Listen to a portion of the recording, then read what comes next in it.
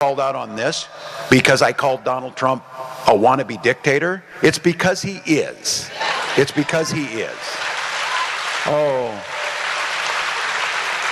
the governor's being mean and the governor's speaking out on that. Well, maybe it's time for us to be a little meaner. Maybe it's time for us to be a little more fierce. Because we have to ferociously push back on this. And again, I'll speak to my teacher colleagues in here. The thing that bothers a teacher more than anything is to watch a bully, to watch this bully and to stop it. And when it's a child, you talk to them and you tell them why bullying's wrong. But when it's adult like Donald Trump, you bully the shit out of him back. You push back. You make sure they know it's not there. Because at heart, this is a weak, cruel man that takes it out and punches down on people. What they don't want to do is stand toe-to-toe and punch back with someone who's calling them out for what they do, who's being there. It is very easy to get under the skin of Donald Trump and MAGA, but to live rent-free in their heads, that is a step above, and something clearly Governor Tim Walz has accomplished. And we saw that on full display when we saw a complete meltdown from the host at the Fox propaganda outlet over something that Tim Walz said in a recent speech, a brutal on-air takedown of Trump calling out all of MAGA. We're going to get into it all. But before we do, if I could quickly ask you to leave a like on this video, and if you haven't already, and you enjoy our channel, to hit that subscribe button. It goes a long way, and it really does mean a lot to me. Now, before we see this on air freakout from Fox, and which they actually watched what Tim Walz had to say, which made it all the more sweeter, I want to start with the speech that got them so angry. It was this clip right here. And we're not afraid. I'm not afraid to reach across and work with Republicans. But I'm also not afraid to stand up and say there's no way in hell that we are compromising on basic human rights and basic personal freedoms.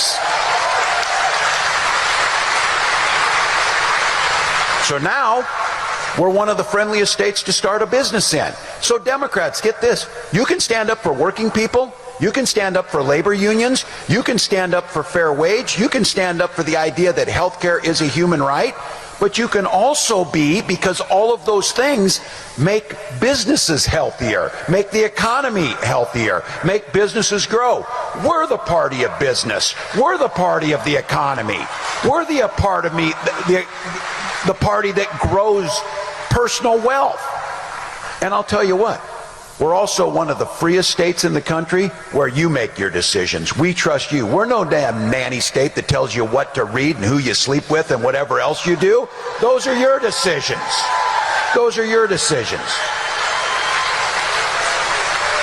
And in the surveys that come out, there's two that I'm really proud of. We were recently ranked the best place to have a child in the country, from health care to the things that we have.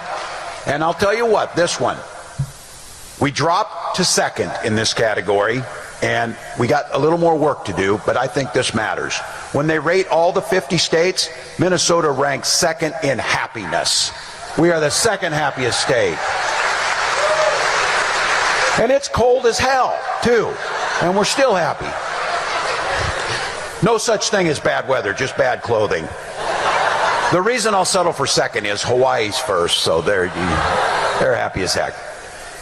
Look, I left a public school classroom at age 41 to run for public office. For that very simple reason all of you are here, to fight for working families just like my own. Now, there's those that doubted us, but I'll tell you what. I ran in a district, by the way, I didn't know this, I'm glad I didn't know it. There had only been one other Democrat since 1892 in that congressional district. I know, and you know how it goes. You see this, oh, we can't put money in South Carolina, that's a red state. And I said last night, and I'll say it today, it doesn't look very red to me. It looks pretty blue. Looks pretty blue. Said we couldn't win because we didn't have any experience. You're going to watch candidates come up here and say, I don't know, but I'm running for office. And they'll tell you their name and they're going to do it. Support them. Help them out. What are we going to do? You ever see these races where we don't even run anybody?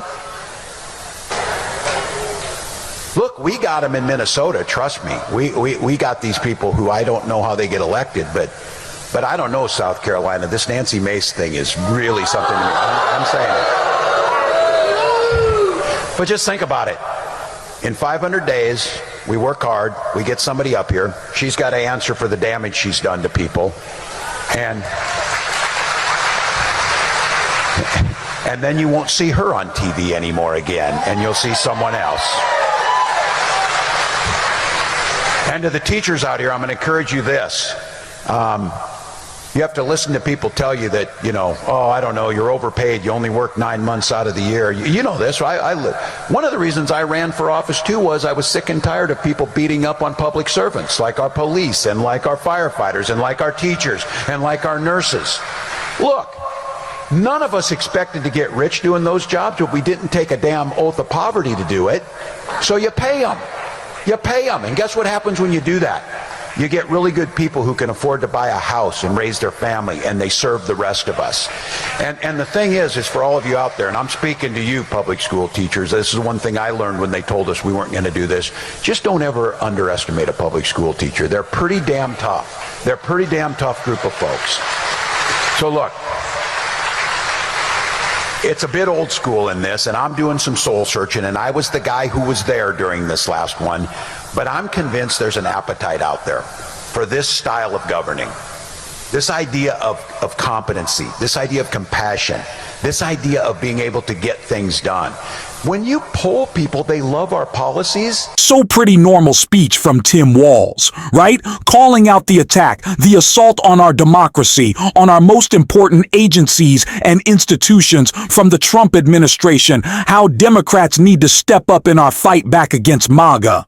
But there was something in that speech that Tim Walz gave in South Carolina, and I guess a characteristic of it that many Democrats have been taking up that really has Fox so upset, and so they melted down over it. And just take a listen to this ridiculous complaint. Everywhere, and even right here in New York City, you guys had a lot of people showing up. But you didn't just cover the border, you also did a lot of politics. Yep.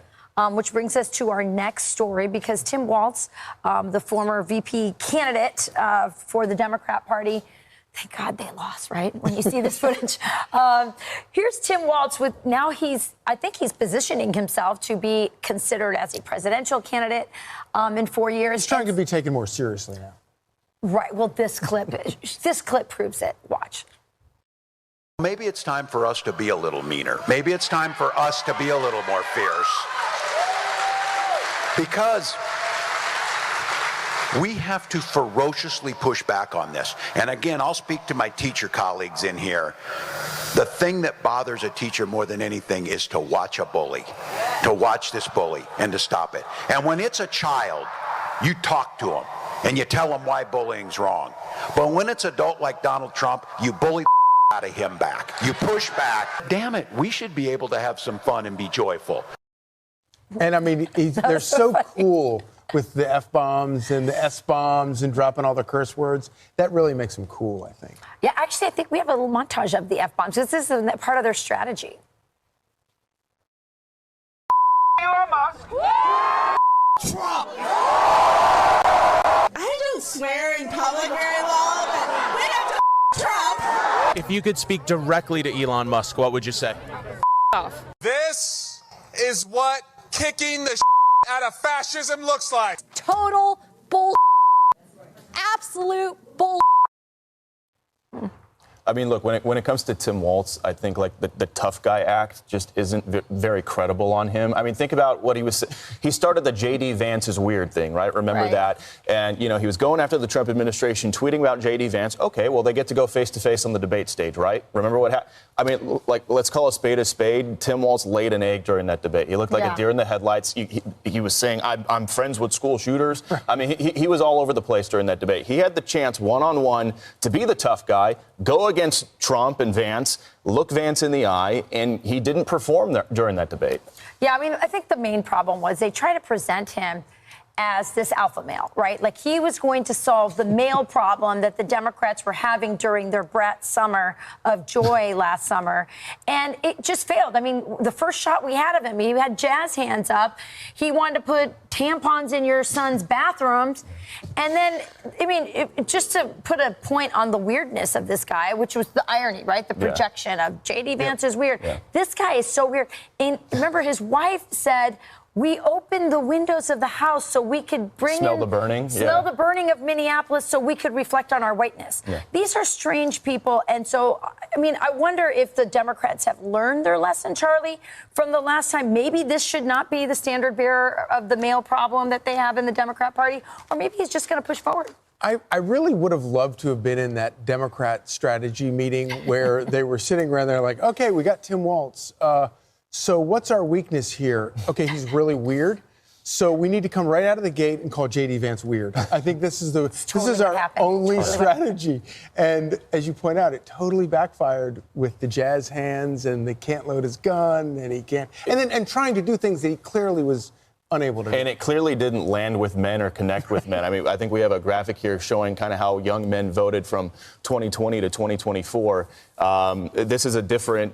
This is from the Democrats apparently, pondering how they can win men back. But young men shifted to the Trump-Vance ticket, and I mean. Tim Walz is still out there in the headline. Okay, here we got it right here. So in 2020, Joe Biden won young men by a 7-point margin. 2024, Trump won them by 8. That's a 15-point swing. So clearly, Tim Walz didn't solve the connecting with the male issue. Yeah, probably didn't help that he couldn't load his gun. Now he's out there calling ICE the modern-day Gestapo at a graduation ceremony of all places. And shockingly, a camo hat that said Harris Waltz on it did not solve the problem. Yeah. But that is the point. They always just thought, they saw it as like. This budget would be an absolute disaster. Ron Johnson has said that Lindsey Graham has said that Rand Paul has very, very loudly said that not only is it an explosion of deficit spending, by the way, Republicans claim to care about that. I don't know what happened to the fiscal conservatives, but they're all gone. And yeah, I think stealing away health care from millions of Americans is a big thumbs down. So we're, of course, going to be calling that out on this show. And unlike Fox, we'll be happy to use a little bit of bad language once in a while. And if you want to support that, as always, you can hit that subscribe button. Leave a like on this video. And if you stuck around to the end, drop a blue heart in the comments. And until next time, I'll see you soon.